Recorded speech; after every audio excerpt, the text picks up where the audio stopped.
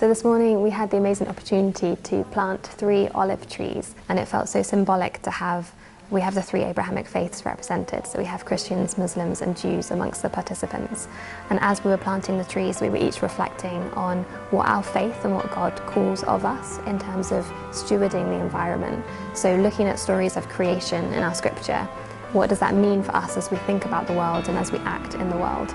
And then we had an opportunity to sit in small groups and reflect on what the groups were made up of different religions, and we were able to reflect on what our different religions say. So we learned from one another about what different scripture says on the environment, giving ourselves the space to lament, which our scripture and our religion enables us to do, to cry out about the difficult things, the challenges that we are facing, but also as a way to give us the hope that God can give us, that we are working towards something more positive. Now these trees are here to symbolise both growth, new life, generation, but also peace.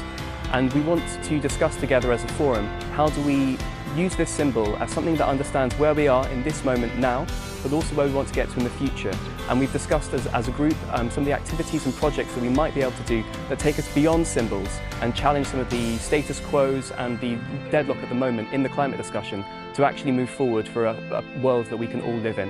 I'm hopeful that the discussions that we have today will influence some of the discussions that are happening at COP28. This is our future. We are the young people, and we're the young people who are trying to show our leaders that all of these people from different backgrounds can come together, can work together, and have a real sense of the urgency.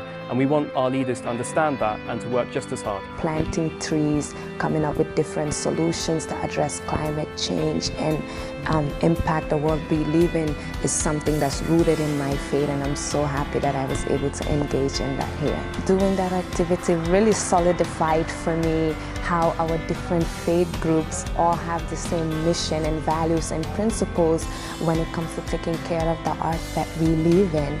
And for instance, hearing from my Jewish brothers a scripture from them that says that, you know, no matter what country you go to, even during times of crisis, you have to take care of those people's land and earth. And so that's really important to me, hearing like Christianity perspective, Buddhist perspective, Jewish perspective, and seeing that it all sends one message of that we have a responsibility to take care of this world and this earth.